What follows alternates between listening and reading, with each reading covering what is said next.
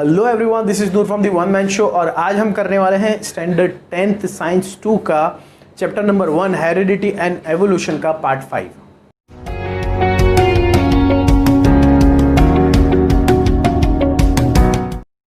तो दोस्तों चलिए चालू करते हैं हेरिडिटी एंड एवोल्यूशन का पार्ट 5। इससे पहले हेरिडिटी हम पूरा कर चुके हैं।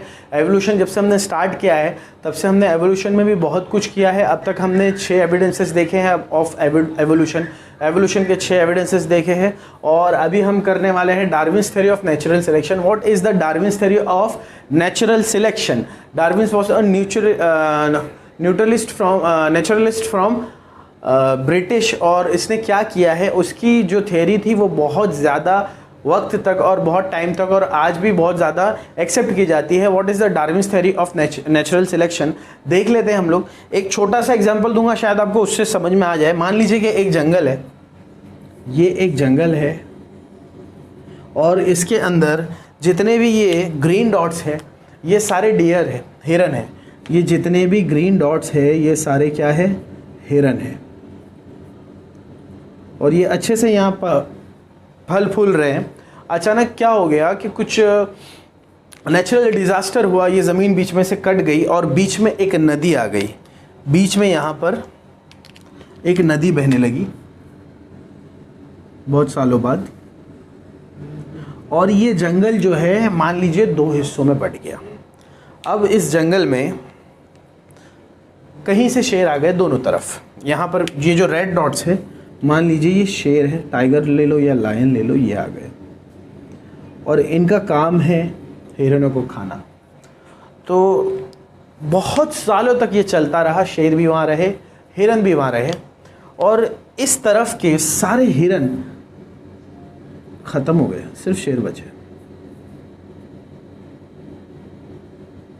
और इस तरफ के कुछ हिरन ख़त्म हुए और एक पर्टिकुलर लिमिट पर आने के बाद में पॉपुलेशन हिरन्स की रुक गई और वो कम होना बंद हो गई। ऐसा क्यों हुआ? रिप्रोडक्शन हो रहा था, बहुत ऑब्वियस सी बात है। हिरन के अलावा वहाँ दूसरे भी जानवर थे, शेर उन्हें भी खाते थे। हो सकता है तो उनकी तादाद बढ़ गई होगी तो इनकी तादाद बच गई, ऐसा भी हो सकता है। लेकिन जब कई हज़ार सालों के बाद में देखा गया, कई 100 सालों के बाद देखा गया, तो यहाँ के जो हिरन थे उन्होंने कुछ एडेप्टेशन किए, अपने अंदर कुछ मॉडिफिकेशन किए, उनके सिंग निकल आए, वो बड़े हो गए, थोड़े मजबूत हो गए, इतने मजबूत कि वो शेर को डिफेंड कर सके, अपनी जान बचाने की कुछ कोशिश कर सके। डिफेंड करना तो बहुत बड़ी बात है, शेर को डिफेंड नहीं कर सकते लेकिन कुछ हद तक अपने आप को बचा सकते अगर उनके पास सिंग हो, अगर उनके पैर मजबूत हो, उनकी स्पीड, उनकी रफ्तार और ज़्यादा हो। तो वो अडेप्टेशन हुए और जहाँ अडेप्टेशन नहीं हो पाया वो वहाँ के हिरन ख़त्म हो गए और जहाँ एडेप्टेशन हो गया, जहाँ पर कुछ एडेप्टेशन हो गया, उन्हें बचाव का तरीका उन्होंने सीख लिया, उनके सींग उग आए, उन्होंने नेचर को एक्सेप्ट किया और एडॉप्ट किया। फिटेस्ट, वो सर्वाइवल ऑफ फिटेस्ट पे खरे उतरे, तो इसलिए उन्हें नेचर ने सिलेक्ट किया और वो सर्वाइवल रहे। तो डार्विन्स थ्योरी कुछ यही कहती है कि अगर आप नेचर को एडॉप्ट कर लो, नेचर सिलेक्ट करता है एवोल्यूशन को। अगर आप एवोल्यूट होने लायक हो तो आप नेचर को एडॉप्ट कर लोगे। अगर आपने नेचर एडॉप्ट नहीं किया तो आप इविक्ट हो जाओगे, आप इस दुनिया से ख़त्म हो जाओगे। और अगर आपने नेचर को एडॉप्ट कर लिया तो आप विकसित हो जाओगे, तो आप मॉडिफाई हो जाओगे, म्यूटेट हो जाओगे, चेंज हो जाओगे और नेचर में रहने लायक बनते जाओगे। इस तरह से, जिस तरह से इंसान भी म्यूटेट होता आया, जिस पहले वो मंकी था, फिर एप हुआ, एप से फिर नेंडरथल मैन बना, उसके बाद में क्रोमैन मैन बना, उसके बाद में न्यू मॉडर्न मैन बना और आज हम जहाँ पहुँचे हैं, इसे भी अगर आप देखेंगे तो जैसे जैसे नेचर चेंज हुआ हमने उसे एडॉप्ट किया और उस एडाप्टेशन की वजह से जो हमारे में चेंजेस आए हमारी बेहतरी के लिए, तो ये सब के ज़िम्मेदार मानते हैं डार्विन्स नेचर को। Natural selection is the most important. उसके अलावा वो मानते हैं कि कोई और फैक्टर है ही नहीं, वो एक ड्रॉबैक भी बना बाद में जाकर, उसके बारे में भी हमें पढ़ने वाले हैं कि लिमिटेशंस ऑफ डार्विन्स थ्योरी क्या क्या है। तो ये एक बहुत अच्छा एग्जाम्पल है, आप इससे अच्छे से गो थ्रू कर सकते हो व्हाट इज़ डार्विन्स थ्योरी।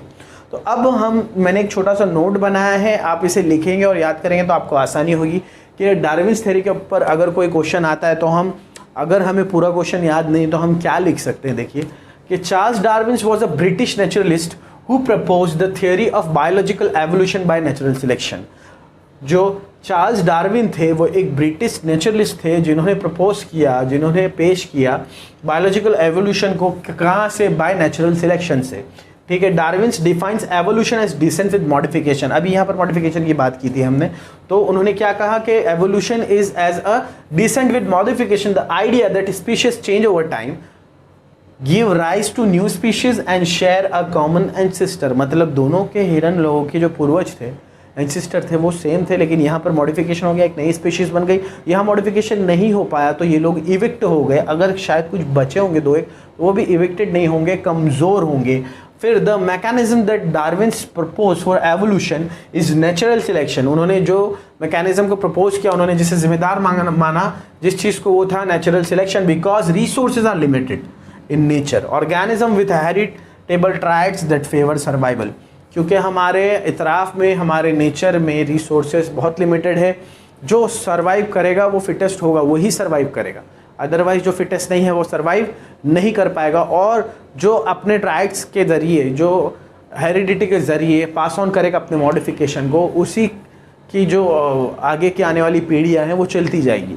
उसके बाद में एक लास्ट पॉइंट है कि natural selection cause pollution to become adapted or increasingly well suited to their environment over time. Natural selection depends on the environment and require existing heritable variation in a group. तो इसका एक अच्छा सा आप screenshot ले लीजिए। फिर अब हम करने वाले हैं लिमिटेशन ऑफ डार्विन्स थ्योरी, वो भी छोटा सा है, 3-4 पॉइंट्स है, उसमें हम फिर कंप्लीट कर देंगे। Please take a screenshot first. तो आइए फ्रेंड्स, अब आगे का पार्ट करते हैं। डार्विन्स का थोड़ा सा पार्ट जो बच जाता है वो है objectives raise against the Darwin theory. जो डार्विन जो थ्योरी थी कई सौ सालों तक, कुछ 100 सालों तक, शायद 100 या 130 सालों तक उसे सही माना गया।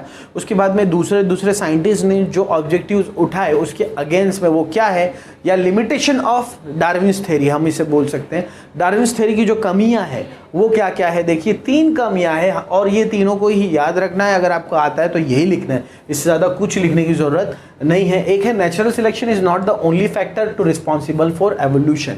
नेचुरल सिलेक्शन एक लौता अकेला जिम्मेदार फैक्टर नहीं है एवोल्यूशन के लिए, ये बात सच है। उसके बाद में दूसरा, Darwin's did not mention any explanation about useful and useless modification. Darwin's ने कोई भी एक्सप्लेनेशन मेंशन नहीं किया है अबाउट यूजफुल और यूजलेस मॉडिफिकेशन। मतलब कई बार जो मॉडिफिकेशन हमें देखने मिलते हैं स्पीशीज में वो यूजफुल है, लेकिन कई एक बार कुछ मॉडिफिकेशन ऐसे भी दिखे जा सकते हैं जो यूजलेस है। तो वो मॉडिफिकेशन यूजलेस क्यों है? अगर सर्वाइवल ऑफ फिटेस्ट था तो सिर्फ यूजफुल मॉडिफिकेशन क्यों नहीं हुए? इस बारे में डार्विन्स थ्योरी में कोई भी चीज़ मेंशन नहीं की हुई है। और तीसरा और आखिरी पॉइंट ये है कि there are no explanation about slow change and abrupt change. और एक्सप्लेनेशन नहीं है कि स्लो चेंज और एडरप्ट चेंज के बारे में कोई भी एक्सप्लेनेशन नहीं है। तो जो हमारा हेरिडिटी एंड एवोल्यूशन का जो सेकंड पार्ट है एवोल्यूशन, वो हमारा अभी डार्विन्स थ्योरी तक हो चुका है। इसके बाद में लमार्किज्म है, उसके बाद में स्पेसिसिज्म है, उसके बाद में आखिर में है एवोल्यूशन ऑफ मॉडर्न मैन। तो ये 3 चीज़ें बची हुई है मैक्सिमम, और 2 पार्ट में हम इस चैप्टर को पूरी तरह से कंप्लीट कर देंगे। मैं चाहूँ तो बहुत रफली और बहुत स्पीडीली आपको करा सकता हूँ, लेकिन मैं ग्रेजुअली करा रहा हूँ क्योंकि आपको अच्छी तरह से समझ में आए। और अगर नहीं समझ में आ रहा है तो कमेंट बॉक्स खुला है, टाइप करना फ्री है। प्लीज़ बेफिक्र होके बिंदास टाइप करो, पूछो। अगर आपको कुछ इसमें डाउट्स है तो पूछो, मुझे अच्छा लगेगा। आपको कोई सजेशन है आपके तो प्लीज़ दो, मुझे अच्छा लगेगा। और अगर आपको मेरी मेहनत अच्छी लग रही है, मेरे वीडियोस पसंद आ रहे हैं, तो please do like, share, subscribe and press the bell icon. This is Noor from the one man show, signing of.